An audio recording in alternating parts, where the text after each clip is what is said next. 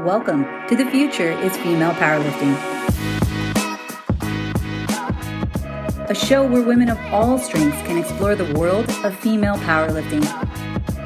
I am your host, Heidi Donnell, a 60-kilo powerlifting gym owner, and each episode we bring you an inspiring interview or a message to help you unlock your true inner strength potential. Thanks for tuning in. Aloha, aloha, my beautiful friends, and welcome back. We are on episode 62, and I am back with an amazing interview with my friend who I have been so lucky to meet through this podcast, Miss Larnie, and I'm going to say it correctly, Larnie Mulvey, who is the CEO of Strong and Mighty and also the author of the book Standing in Strength, which I was a contributor to. And for those of you who don't know what that means, because I was not using the author lingo before, I just said I wrote a chapter in the book. But a contributor is somebody who collaborates in the book, and I wrote a chapter in the book Standing in Strength, and that book is now out on Amazon.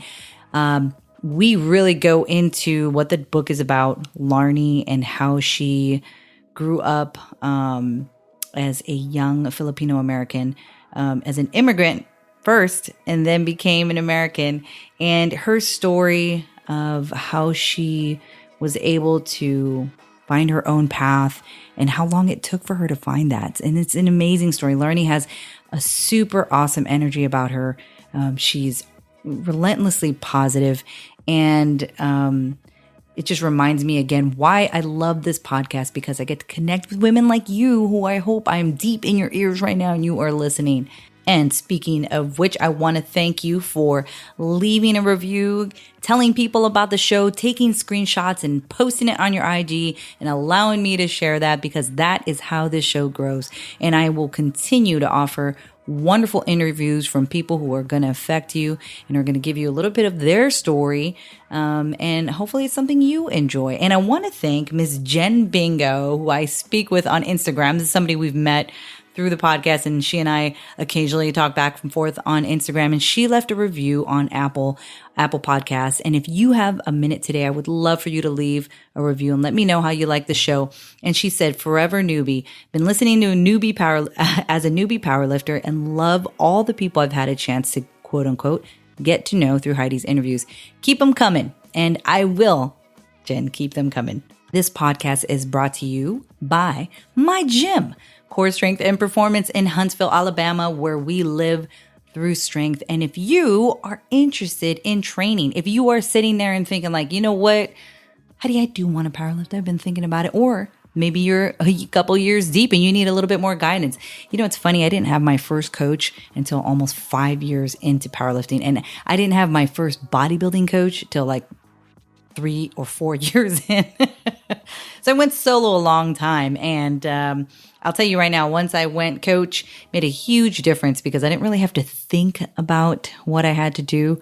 There was a lot of conversation going on with my coach, and that's what I want to offer to you all. So if you are interested and want to know more about our online strength or nutrition coaching, which me and my husband offer, we are the dynamic duo coming at you, trying to help you be accountable and guide you to the platform. Visit core256.com. You can also connect with us on Instagram. The Instagram page, or Instagram, I don't know why it's so hard for me. Instagram is The Future's Female Powerlifting, and you got to actually take the out. It's just Future's Female Powerlifting. I have a lengthy name. What can I say? And Core SNP, which is our Instagram gym page. And you can connect with us there. And if you want to hear more about what we offer, or core256.com, and let's get talking about that. Like I said, we have a great interview with Larnie today. And again, if you want to get the book that I wrote, My Deepest, Darkest Secrets, and not really my deepest, darkest secrets, because I've actually talked about it on this podcast before, but I have not gone so deep. This book, really, I took a lot of time to share my personal story, and it would mean a lot to me if you all want to read those stories of the people in this book, because we've all struggled slightly. And Courtney Olson is in the book. If you guys haven't heard, she wrote the foreword, and Courtney is the CEO of GRRL, GRRL, the brand. the Dundada, they are the legit love Courtney and what she's doing. I just actually got her book, which I am excited to dive into. So today, let's get it going with Larnie. Today, I am pretty damn excited to have you on here. And I know, isn't this crazy? This is like full circle. And I feel like we need to kind of tell the story of how you and I came to be where we are today, which is so crazy. And serendipitous. Again, I love using that word. It's my word today. Serendipitous, because I don't think that, like we had talked about before, if we had never put ourselves out there, we would have never met. We would have never ventured on this project together with all the other women. And I love that all stemmed from us taking on our fears and our shame and our things that we kind of piled up for years and kind of said, all right, I'm going to try this. And then continue to say yes at these things, right? But honestly, like the universe, like kicked my ass. Yeah. Because I don't know if you want to talk about this, but like last year, so I lost my job. Yes. Let's talk about this because this is sort of what kicked it off for you, right? Yes. Yeah. Yes. And so like, it's just I lost my job. I had a job lined up. COVID came in. They're like, hey, sorry, we don't have that contract for you. Okay, cool. I could do like 2 more months of like summer vacation, whatever. Had another job end of June lined up, ready to go. COVID is still around. And it's like almost like that is like crawling up into the height of COVID. Yeah. And then they call me on Friday when I was supposed to start on Monday. And they're like, Larnie, sorry, I know you were wondering about this, but we were waiting and we don't have a contract for you. Wow. So 2 jobs lined up. And then after that second one, I was like, okay, universe. Okay, God, is this your push? Is this your way of saying you need to do something else? You're not fulfilling your purpose with people. And like, I had to really like look into what was driving me a little bit before I got let go. Mm-hmm. And it was women's leadership. It was like building women up because the company I was working with, they were like, we'll put you in the back burner. I was like, what the fuck? Yeah. You know? And and then after those two no's, that's where I was like, you know what? I'm going to do this. I'm going to figure out how to start a company that helps women. And it's funny because Jessica Fithen, her Instagram, I don't know how it fell on my feed because I had just started using Instagram. Yeah. And it like fell on my feed and I'm like, whatever. She would come on and I'm just like, that pissed me off. Like some of the things that were being said. Yes. And I was like, okay, women, we have to unite here. And then that's kind of, you know, all this stuff. It was all like signs, like listening to your podcast, listening to the people on the podcast, like and following them. And then I just started like having all these stronger women on my feed because I was feeding my mind to like be strong. And then I was like, oh, okay, I'm going to power lift too. So up until this point, were you even lifting or anything? Like I know you had in the past, like when you were with we'll talk about that a little bit. But yeah, so you were just like, I'm going to try this. Yeah, because like I've always wanted, like back in the day, I've always wanted to compete. And I wanted to compete in like physique or bodybuilding or something like that. And then the guy I was like, who was my boyfriend at the time, he was like in that roundabout way telling me that I was lifting more than him and I should stop. He's like, you know, you're lifting more than me. And I was like, okay. And, you know, me being the people pleaser back then, like 100%, I was like, okay, you know, but I grew up whenever, like almost like when somebody tells you something, you take it to heart and then you like, you know, make yourself what they want you to be. Yeah. And that's how I lived most of my life that way. And when I was like, no. And I dabbled in like, I did jujitsu, I did boxing, I did running. I thought I was a runner for about a year of my life. I think everybody does that. Like, I think I could run. Everybody else runs. Oh, that was the worst. That's my, what the fuck was I thinking for a I'm going to run. And I could never get my 5K down past 45 minutes. Yeah. And I was always the last person. And I knew that I was a really terrible runner. here in Chicago, we have all these races in on the lakefront. And there was this one guy that always would be there with, I mean, I didn't know him, but he was like always there at like the same races that I was. And he had an eye patch. Okay, so you recognize him instantly. Because I know it was him. Yeah. And he started off walking, dude, walk. And I'm like thinking I'm running faster than him. And I turn around, he's just like right over my shoulder. And I'm thinking I'm running. And then he was getting faster in his walking where he beat me. Oh my gosh. Beat me. And I was like, nothing wrong with the eye patch. But I was like, dang it. I thought we were on the same pace. Hey, listen, some of those speed walkers, they're no joke. They are out of there and they are no joke. So, but more power to them, I guess. But I can never walk that fast where it's almost like running. Yes. It got to the point where I go to a race and the moms with the double wide strollers would go, excuse me, and go around me. They're the worst ones because they're so they're like driven. Like they run every day with this stroller. And there's like a too big kid in there who's like 5 and shouldn't be in a stroller. And then there's a young one in there. And yeah. And that's what I just was like, am I really, what am I doing to my body? And I would always, my feet would hurt at the end. I just, I think it's interesting because I think that many of us who maybe have that athletic mindset, like you're talking about, like,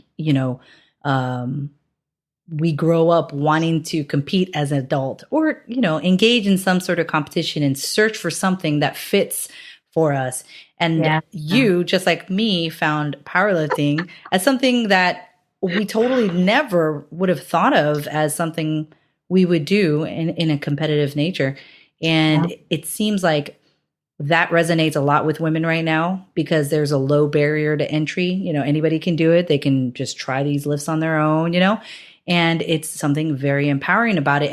And that's what I wanted to speak about a little bit today because and this is another thing. I didn't know you pronounce your name Laarni. Am I saying that right? Laarni? That's how it's normally pronounced. That's how, I grew up, you're supposed to pronounce it, but eventually it just became Larney. And I never changed it. And I never corrected anybody. It just, it just kind of flowed into the American world of Larney. And that really, that happened high school. Right after high school. Yeah. So for all those years, I fought for the 2 A's. And then, I just it's Larney now. Yeah. It just kind of moved into it. I think there's a lot of that going with ethnic names, that we take those ethnic names and try to make it easier for everybody else to pronounce. Yeah. And I have kids who are Yumiko and Kaimana, and I try very hard to tell people this Kaimana, and we hear Kamana a lot, like they take the I out. And I think that just might be a Southern thing, to be honest. It's Kamana when I'm like, all right, they're trying, But I thought it was very interesting because as I read your chapter, we sort of assimilate in one way or another. And your name was sort of that pivotal point where you tried to keep your name and tell people what your name was and fight for not Ernie from Sesame Street, right? Because they would call you Ernie instead. Yes. But all these stories and these things that happen in your life are in the book, Standing in Strength, which Larney is, I'm a contributor to this amazing book with her. And these stories are stories from 6 different women who talk about their struggles in their lives and tragic moments and pivotal points that have led them to be successful and do what they're doing today. And it's still struggle in certain areas, but they're still learning how to take one foot in front of the other, take risks and chances. And I wanted to speak a little bit about that because when you were talking about being left from your job and then, as a Filipino woman, I know what you're saying about as an Asian woman. And I would say that I'm lucky because my father was not necessarily like that, and culturally we were much more Americanized, I think, at that point. But not to say that I didn't see a lot of my friends who were Filipino, Chinese, Japanese, and even outside of those cultural norms, there still is a lot of that it translates to just being a woman, such as be quiet. Don't be too loud. Yes. Don't be too bossy, quote unquote. I put those air quotes in there. Don't be too commanding. Don't be too confident. You know, these things that we try to minimize ourselves.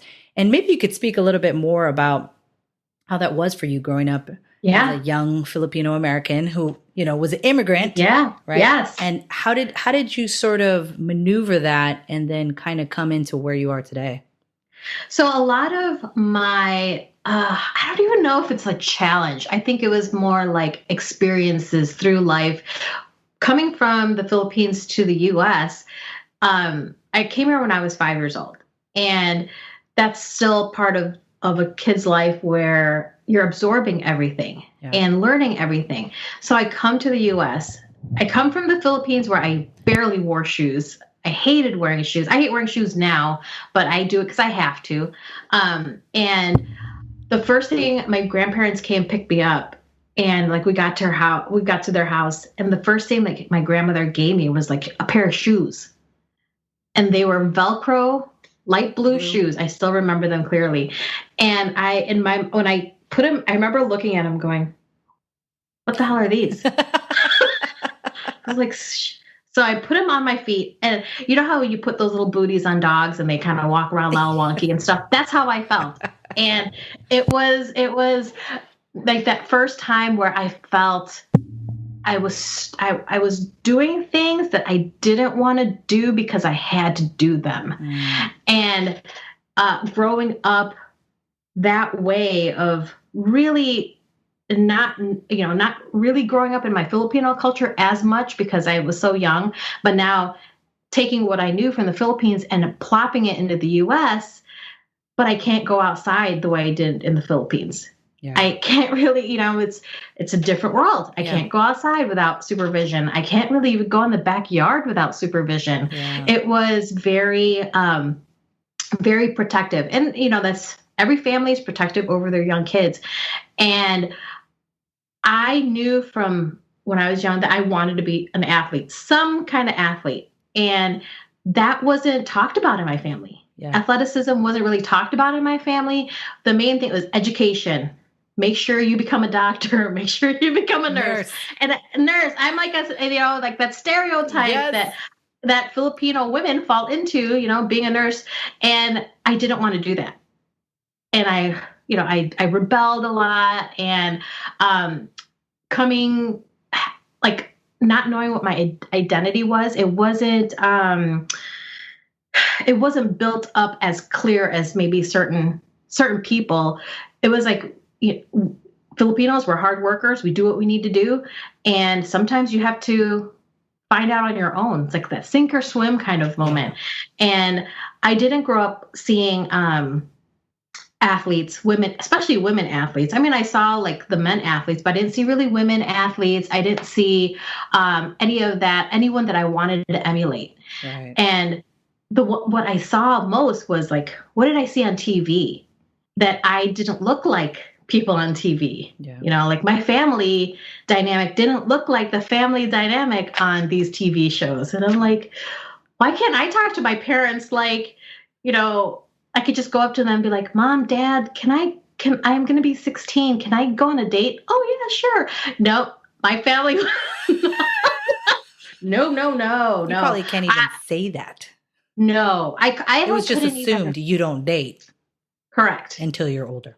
Yeah. And then we all live together until we die. But it's like, I've always wanted to run around and be an athlete. And I remember in high school, this is all my identity crisis here.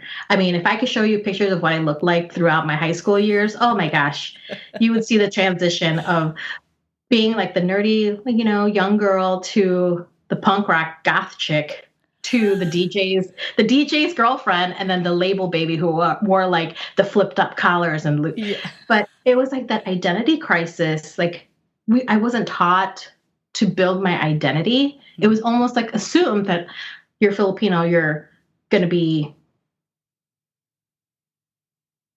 or it was like automatically almost assumed in my family. And one time because that athlete inside me was just like burning. I want to be an athlete. So I decided to try out for the dance team without really telling my parents I was going to stay after school and try out for the dance team. I don't know how my dad found out, but my dad came and picked me out of that tryout. Wow. And he's like, "You are not shaking your butt in front of everybody." Oh, right. That's what you would think. Yeah. That's what he told me. And then it's like you become that almost like regretful, like, oh my God, I just disappointed my family, but I really wanted to do that. And it was such the turmoil of my identity and trying my identity. So I went through the anger. I went through the depression. I tried to kill myself twice in high school because I was so like lost and I didn't know where I was at. And I mean, I'm glad that my sister found me like cutting myself. And she's like, "You better not do that." And I was like, "Oh God, okay." And they fear you into, we're going to kill you if you try to do that again. And I love my sister to death. We're close. But when we were in that like teenage years, she was like, "You better stop doing that." I'm like, okay. So that was like that. I was like, oh shoot, I got busted. Right. Or, oh shoot, she's going to tell mom and dad. Right. So I was just like, okay, all right, Marnie, get your act together. And that time, it's like still the identity crisis. Like, who am I? Who am I? What is it that I want to do? And athletics was really, the underlying piece to that. So when I'm trying to find myself, fitness is always around, some kind of fitness, but double-edged sword of the magazines from back in the day, are the really, like slender and, like no muscles and everything. And I really wanted to be strong than, I guess, it's always been in me to be somehow stronger. And the boyfriend that I met that time who like showed me the gym, like a bodybuilding gym, that's where I was like seeing the magazines of the stronger, more like I could see the muscles on the women. Yeah. And I'm like, I knew that I wanted to do that. Like I knew I wanted to compete. I knew that. And when the people pleasing with that boyfriend telling me that I need to stop lifting, I was like, okay, fine. I'll kind of lock myself away again. And that identity crisis, well, something I want to do is this, but I can't because he won't like me. And, it took a long time to pay for that and start rebuilding and so that's when I started dabbling in a whole bunch of different fitness things. And I thought I was going to be a step instructor. When we used to do those step classes, I thought I was going to be a step instructor for a long time. And I was just like, I did it. And I was like, nah, I don't like this either. You never know, but you don't strike me as a step instructor. No, like I tried. It was like, I wanted to try everything. Right. I wanted to try. I felt like there was such an opportunity for me to expand myself and explore and find what I really liked. But I really liked lifting. Yeah. Like I really liked lifting.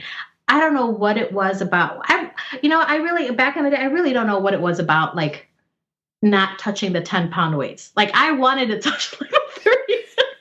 Even if I couldn't lift them really, I wanted those weights. Yeah. And when I started figuring out how strong I was in general, in my mind, I still wanted to be the small girl.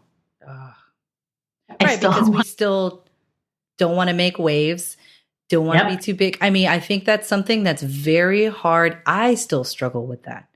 Like as I've succeeded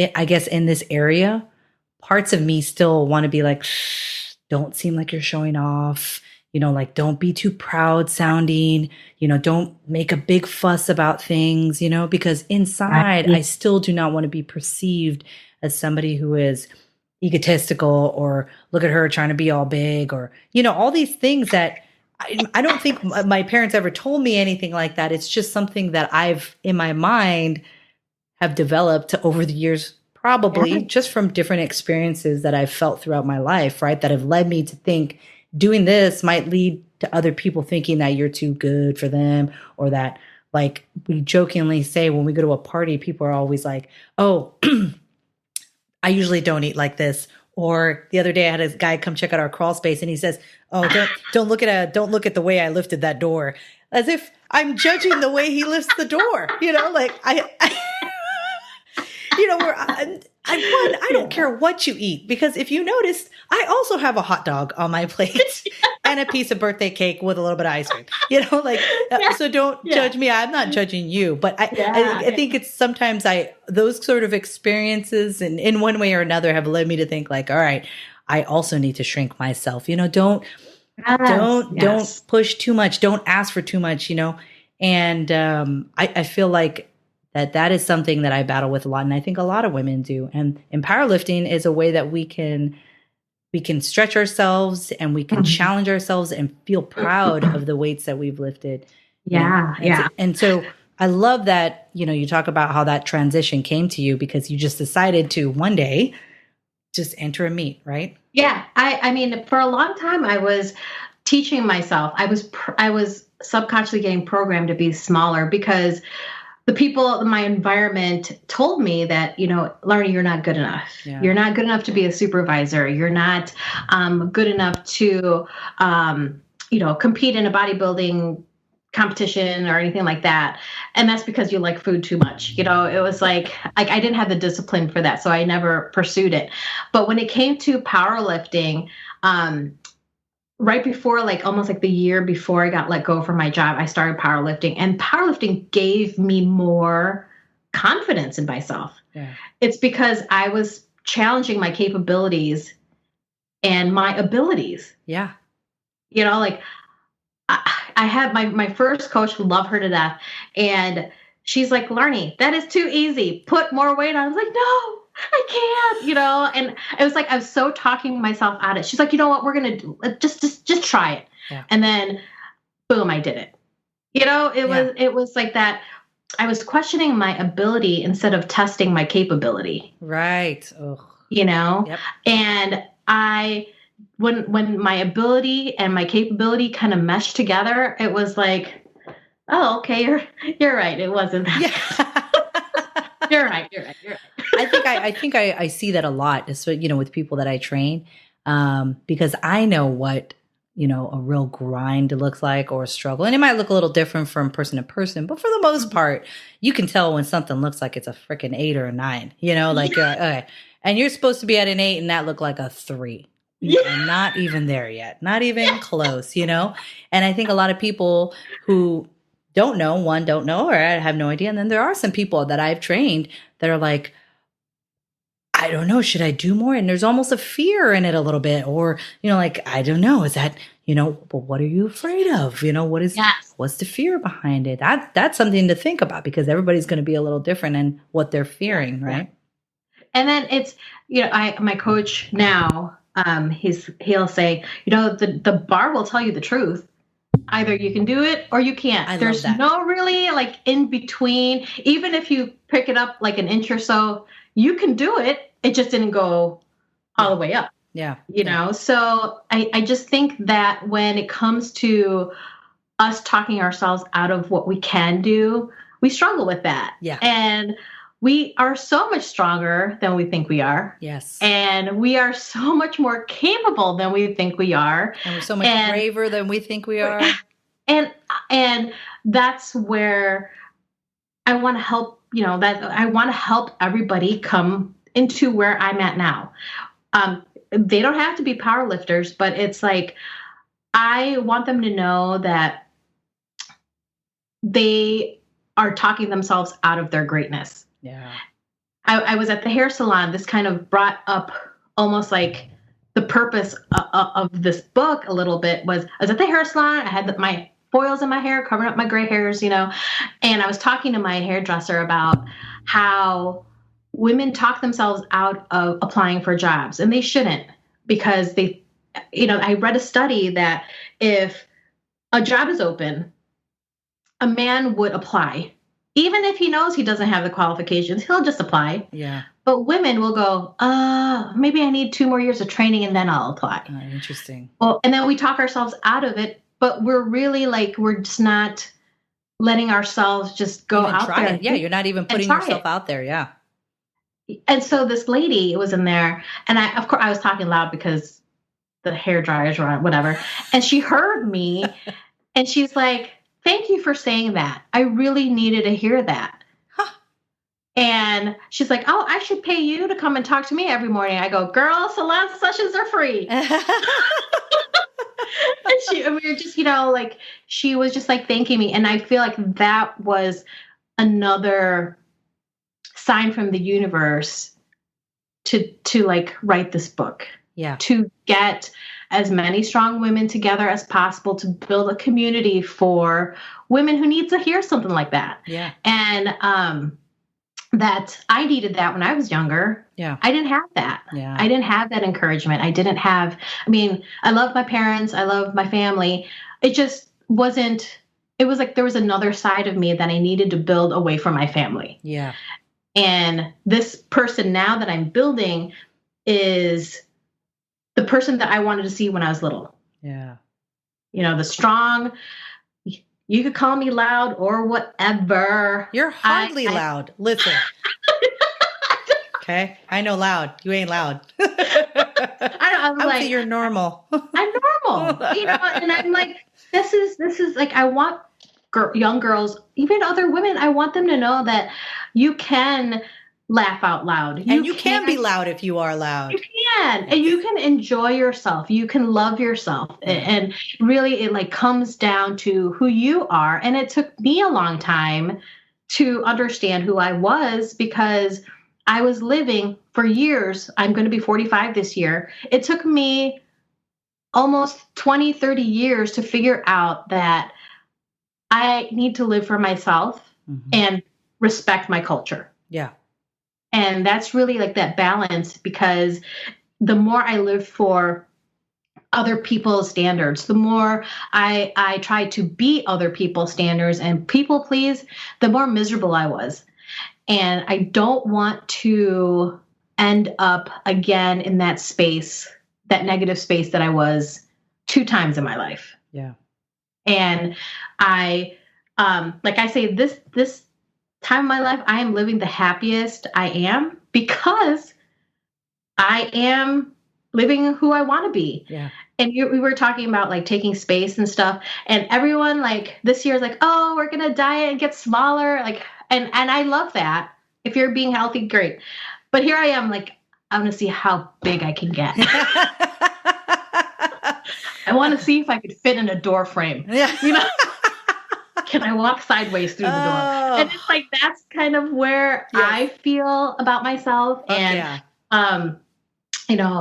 my husband's probably going to kill me, but I walk around here naked all the time, checking myself out. I go, look at my butt. Does it look good? Does it look bigger? And it's because I'm embracing myself. Yes. And I love it. I'm loving myself. And even if my pictures come up with double chins or whatever like that, I go, that's just part of me. Yeah, totally. And I've been feeling the same way where, I always love makeup. So I always am dabbling with makeup. But then when I start to see that I'm using makeup in a way where to correct, I use that in air quotes, things that I feel are wrong with my skin, there's like a point where I kind of realize like, hey, I think I'm getting a little carried away with how I look at myself, like my own image. And then I was like, I need to be fucking better okay with just the way that I look and have fun with makeup when I want to have fun. But I realized that there was a part of me that was sort of still saying like, oh, look at all those sunspots. You need to cover up that. And look at your dark circles under your eyes are getting bigger. And look at your cheeks are looking like your grandpa's with jowls. And I always remember that my grandpa always had heavy, Filipinos in some way, heavy cheeks, right? And like we're saggers. Yes, we're saggers. It's just what it is. But we also look very young, you know what I'm saying? Like, Asian, no raisin, right. Okay? But I did find myself wanting to look, look like this look. And because I was allowing myself to take in all these images, and that, and allowing it to skew how I felt about myself. So I am still working on, hey, it's okay to have fun with makeup, but don't allow that to be a filter for your life and how you perceive yourself, and how you look at your beauty, because I am beautiful without makeup on, and I need to tell myself that over and over instead of saying like, ugh, you need to put your face on. This is what my mom would always say. Don't forget to put your face on. That's what Latinas say, like, don't leave the house without any lipstick, blush, or, like it was definitely something that you're brought up with. But it makes me laugh because there's a lot of similarities and things that I think that in the book we talk about where we struggle and where we've learned to triumph. And maybe you could talk a little bit more about how, you got started with thinking you wanted to write a stinking book, because you went from like, lost my job. I am making this transition. I am starting this company. I am empowering women. I am, you just seem to have said yes to so many things in life that maybe you weren't saying yes to before. And so what made you think like, I think a book is a good idea? Well, this has been like 20 years in the making. So and my company is, I want to say like 20 years in the making as well. I've always wanted to own my own company. I just didn't know how. But this past year, I just, with all the issues with like looking for a job and stuff like that, I wasn't fitting into what I wanted, what I wanted to be in. And I just took it as an opportunity to, you know what, I'm going to try it. What's the worst it can do? And the book thing I've always wanted to do. And when I met Dawn Bates, she's like, you should write a book. Of course, because she's an author. Yeah. She's like, you should write a book. You should write a book. And I was like, at first I was like, nah, and I met another lady, her name's Crystal Richardson, and she's amazing as well. And she's like, you're going to write a book. And I was like, no, I'm not going to write a book. And then I think what really triggered me to, you know what, I'm going to do this is because of one of your past guests, Jessica Fithen. Yeah. She was like one of the underlying kind of like, she fueled a little bit of my voice. And then I was just like, no, I'm not going to do it. And then I watched a webinar. It was in Ireland. It's called, I don't even remember what the name was called, but it was 20 by 20. And their tagline was, if she can't see it, she can't be it. And Martina Navratilova was speaking on there. Oh. And she was saying she was like, we need to see more media. We need to see more books written and stuff. And then I think with those two colliding, I was like, you know what? I'm going to do it. Wow. I'm going to do it.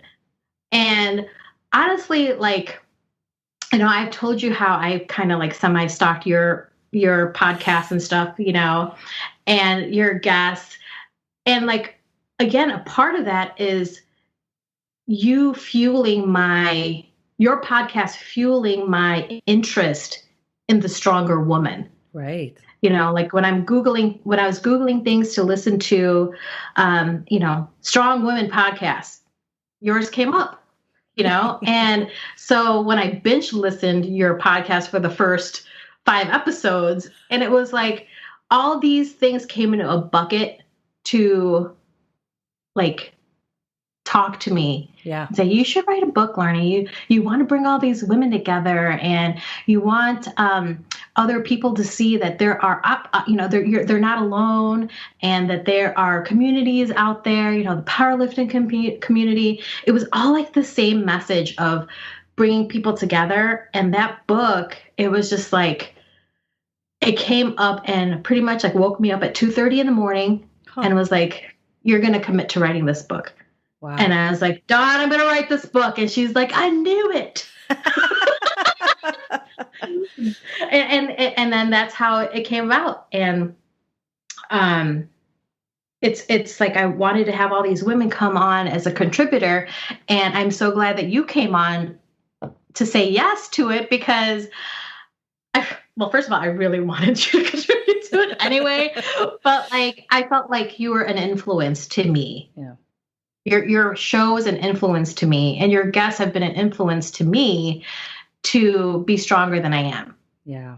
And it really helped me. So this book is just, it's just like a culmination of all these, these strength, and strength could be, there's so many aspects of strength. And I think that's what brought me to writing this book. I wanted women to see that there are different strengths. Yeah. Like some people like keep asking me about powerlifting. And I'm like, yeah, I could talk about that, but let's talk about this. Let's talk about how it brought me to my inner strength. And, that's why that title of the book is Unleashing Your Inner, how you unleashed your inner strength, and stories about it, because we all have it. Yeah. We all have it. We just have to bring it out. Yeah. And I love that everybody's story is a little different in the book. And maybe you can talk a bit about the book, who wrote the foreword, and how was that foreword for her? It's funny. I have to say, when I just say her name, people have no idea, unless you're in our community. Like, we know, right? Like, but when I told my husband, I was like, yeah, Courtney Olson wrote the foreword. Like, I was like this, Courtney Olson wrote the foreword. Like, that was my face. And he's like, who is that? Like your husband, when you were saying, when you're talking about me, your husband's like, who? And I was like, the chick that squashes watermelons with her thighs. She crushes them. And he's like, oh, yeah. Okay, I know who you're talking about. That's cool. So I found out about Courtney Olson, again, Googling clothes that fit broad-shouldered women. Oh my God. I bet she would love to hear that, because, as somebody who wants to appeal to all women's sizes, that is something that I'm sure a lot of women type in and don't get a big, I've done that for bras. Like, that like, so that they're not super, because I'm not tall. So I got bigger boobs. My back is a little bigger, but then I'm not tall. So if I get an extra large, the thing is like down here. I'm like, I just need coverage. Come on. So anyways, I could see that. So you were searching for clothing that fits. Clothing that fit broad-shouldered women. Yeah. And because don't you dare get me to button down. I will bust that. Those buttons will be screaming. I get the stretch on the side of the shirts. There's ones that have stretch on the side. Oh, that's great. So like I started following her, and I loved her message, and I loved her support from her community. And I just, that made me want to build the same community. Yeah. And when I asked Courtney Olson to be in the book, I was like, "Hail Mary! Let's see if she writes me back." Yeah, right. And even answers. Yeah, I was like, we'll see, whatever. And when she did, I was just like, "Honey," I was talking to my husband, "Honey, look who sent me a message." And he's like, "Who's that?" I said, "Courtney Olson." And he goes, "Oh, okay." So supportive. Great, hon. Okay. It's wonderful. And, like, I actually got to talk to her. Like, she wanted to know more about the book, so we were messaging back and forth. And then I think one time it was just, like, too much of a message. She's like, "You know what? Just call me." Yeah. I was like, what? And I got this message while I was training at the gym.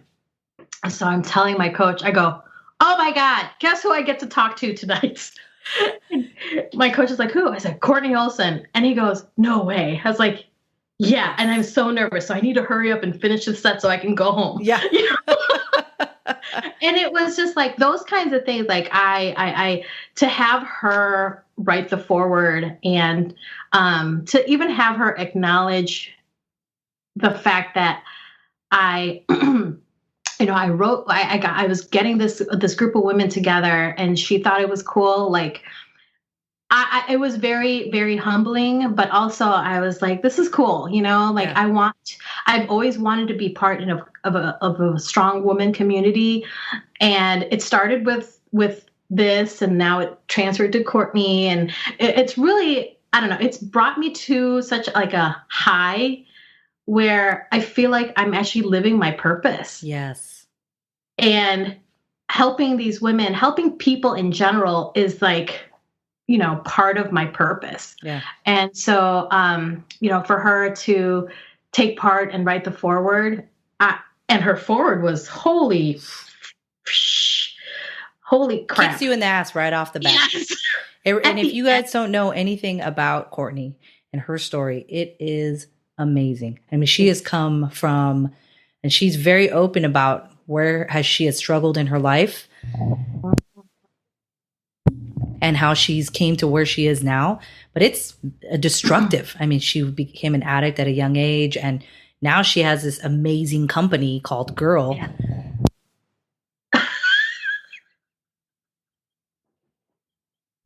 Apologize. I have a little cough here. But her forward really talks about her experiences and why she is a part of this book and why she has the companies, and she tries to build the people and surround herself with women who are trying to raise other women up, which I think is amazing. Maybe you could talk a little bit about some struggles you've had along the way. Oh gosh, my struggles along the way to build this. You okay? Okay. It's so funny because I'm pausing the mic just so you don't have to hear it. But of course, I'll cut this all out. Like, yeah. You know what it is? The stinking, it gets so dry. So the more I talk, it gets dry. Yeah. No, go ahead. I might pause it in between, but I am listening. I guess like my struggles to get to this point, it was not just only the fear of myself, like sharing my story, like opening myself up. Like for a long time, I really held back a lot of myself. And I think it's just because as an athletic trainer, I work with so many athletes, and they always try to like get into your personal stuff. And I'm just like, no, we're not talking about that. Oh, do they? That's so funny. Oh my gosh. Like, that's why I changed my name on Facebook for a long time. It was something totally different because like all the athletes wanted to be my friend. And I was like, nope, can't have that. Right. I mean, I know I could have just put it on private, but that was before I knew how Facebook worked. But, but it was, I had to learn how to suppress a lot of feeling, and, I'm doing a job to take care of you. So you don't really need to know about me so much. Right. So, like a lot of my struggle coming to where I'm at now was opening up and seeing the other side of life. I like say this analogy, like, those big old brick pavers, you build them up to build a retaining wall to hold something back. Yeah. And I was like on the other side of that wall for a long time, like things were seeping in, like the water was seeping in, whatever, and positivity was seeping in, but I wasn't allowing it to affect me. It's like, no, I was like saying no to a lot of stuff. And once I kind of like cracked past that wall, was I keeping myself from the outside to protect myself from what was coming in? Or was I preventing myself from experiencing the outside, stepping to the other side? And that's usually it, right? And then when I took that step forward, it may not have been big. It was just like a small step forward, and I peeked out, and I was like, whoa, there's so much cool stuff.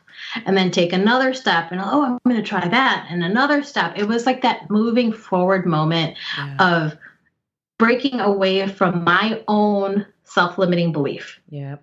And, I learned that like maybe like a year ago through this whole COVID thing, that there was something inside of me that I was limiting myself. I was already telling myself no before I even tried. Yeah.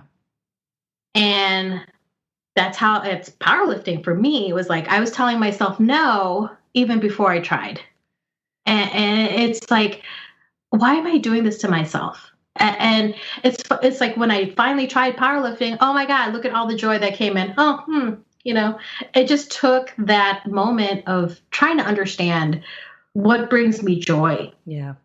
Who or what is going to bring me or give the positive energy to help me, to support me.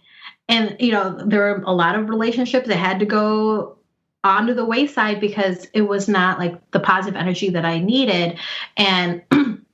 And that's okay. I mean, those people are still around, but I just tried not to make sure that their energy takes my space too much. Yeah.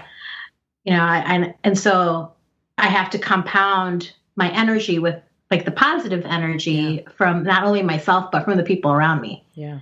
So those were like, that was like the biggest struggle, is like, I was limiting myself. Yeah.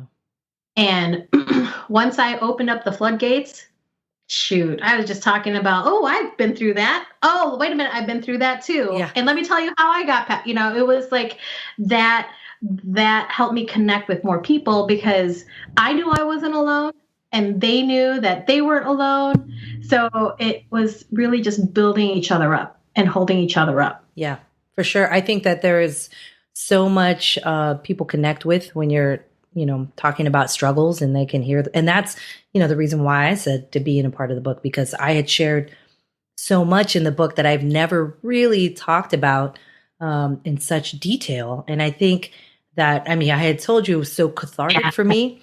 And then I realized at the end of it, I'm like, I'm so happy I did this, because I up until that point, I was like, oh, I don't know, because I don't want to hurt anybody's feelings. I don't want to say something wrong, or, there was a lot of roadblocks in my mind that held me back from really wanting to speak my truth. And I realized that, that's what I do on this podcast for other people's stories all the time. I share everybody else's story. And this was the time that you reached out to me to share my story. I was like, what? I don't have a story. Like, what do I have to say? But I really do. There's really a lot of things that I've experienced that has allowed me to be successful right now. And I'm proud of that. I am proud to say that I have a successful podcast, a successful gym. I have a great marriage, a great family, and things are struggle. I still struggle in a lot of areas of my life. But these experiences that I've had have allowed me to make a better judgment, or not let things bother me the way they used to, or examine the experience differently, and I'm hoping that when people read this book, that they're allowed maybe something a little closer to that too, that they're open to other things. There's my quote in there is cry in strength instead of struggle. And I thought about that quote because we all have our struggles. Yeah. We can either dwell in our struggles or overcome our struggles. And that's what that crying strength is. Yeah. When we overcome our struggle, when we overcome and own our struggle, we can cry in strength because we are finally unleashing our inner power. Yeah. And now we can move forward to help other people. We can live our purpose. We can live the life that you yourself want. And yes, there will always be a struggle, but the triumph over the struggle is the lesson, is owning, is understanding, and that's that crying strength. Yeah, I love that. So that's my quote. There's a quote in the book that I like that you wrote, and it was very small. And there's a bunch. I had a bunch highlighted, but fight for who you are truly and own who you are. I loved when you were talking about that, and you were talking about growing up and really trying to find your identity. And I think that is something that will be heard throughout the book. These women are trying to find who they are, where do they fall in society, in each of their own ways. And in the end, they're fighting for who they want to be and who they truly are. And that's inspiring other women. And to get away from other people judging them. Yes. There's always going to be the judgers and the haters, always. And it's like, okay, you have to either, just tell these people like, hey, I'm going to do what I need to do and I'm going to love it, whatever. But, it's that whole judgment and like the comparison, like we have to get out of that cycle of ourselves, because I've been using this word about the book a lot. Like, you are one vessel. I love that. Vessel. You are one vessel that you are given, build it to how you want to see yourself, but make sure it is the strongest version of you. Yeah. I love it. All right.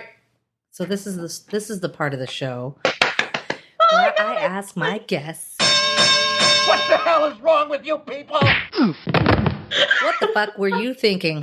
Where you look back at a time and you think to yourself, what the hell was I thinking doing that?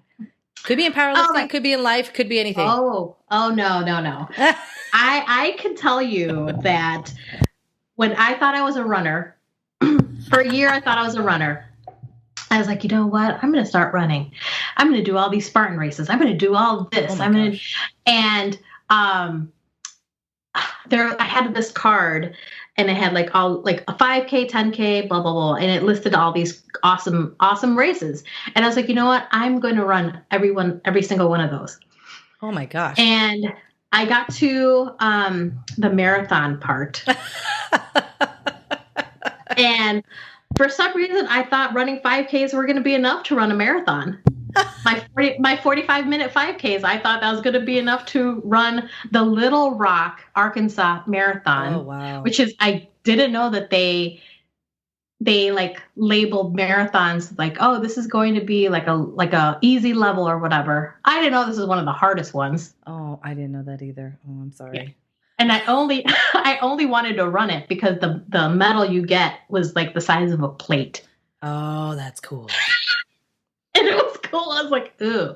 So I'm going to run this marathon. I'm going to come home with that big old plate. And I knew it was going to be bad when I was at the start line and I was crying in fear. Oh. I was like, I don't know if I can do this. I don't know. And everyone was just like, Larnie, you'll be okay. And they're like hugging me and stuff. And everybody takes off. And we're running over this bridge, and I could see the group of people leaving me. Wait for me. And I was it was me and maybe 5 people in the back. Everybody's past the bridge, and we are still on the bridge. Oh my God. And I'm like, I could hear my wheezing lungs, and I was like, okay, just keep moving, Larnie, just keep moving, pump those arms, keep moving, take your little noon tablets. It's only been 0.2 miles. Just keep going. And I'm running, and I'm by myself. Those 5 people gone. Oh my gosh. They're ahead of me, and they were walking. Oh and they're ahead of me. I get to mile 9. Oh my There is a water stop. And I was like, Larnie, what are you doing? Your feet hurt. You're chafing. It's getting freaking hot outside. No, this is it. Your body is like, no. Like, I just I couldn't feel my feet.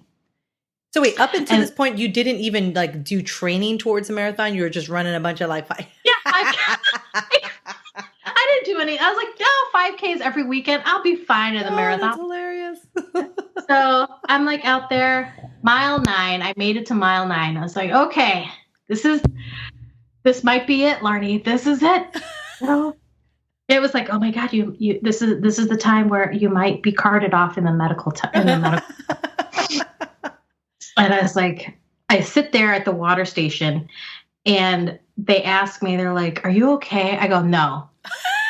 I can't feel my feet. It hurts like hell, and I'm chafing everywhere. And this stupid camelback is, I was just bitching. I just remember myself bitching about this.